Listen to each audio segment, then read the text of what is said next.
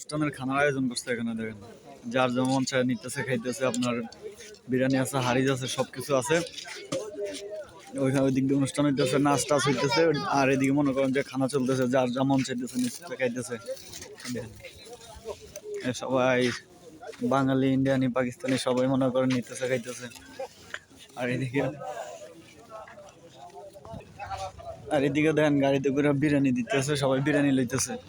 তাদের অনুষ্ঠান মানে সবচাইতে আশ্চর্য বিষয় কি জানেন আপনি?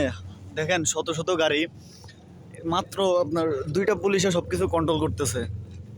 আর আমাদের দেশে হইলে মনে করেন যে এক দেশেও পুলিশ যদি থাকতো তারপরেও কন্ট্রোল করতে পারতো না, এরকম একটা অবস্থা।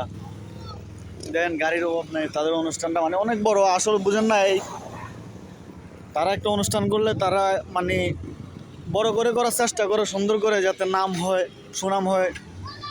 এই যে দেখেন 2টা পুলিশে গাড়ি মনে করেন সবকিছু কন্ট্রোল করতেছে। আসসালাম আলাইকুম, কি অবস্থা? ভালো আছেন? এই তো আলহামদুলিল্লাহ। কি অবস্থা আপনার? ডিউটি থেকে আসলেন? আচ্ছা, যাক। তো দেখেন আপনার এই যে তারা ওয়ান টাইম স্টেজ করছে, এটার ভিতরে অনুষ্ঠান চলতেছে। আর এদিকে মনে করেন যে গাড়ি পার্কিং একদম ওই সাইড থেকে ধইরাম এই সাইড পর্যন্ত। এ বাগিনা, কিরে কই যা? সাবল লবি নাকি? কি লইছ তেডি? চকলেট হয়েছ? দিদি একটা দে, মামুর একটা দে। এই দেন আরবির ফলার থেকে মাত্র চকলেট লয়ে এলিছে। দে মামু, কি চকলেট হয়েছ?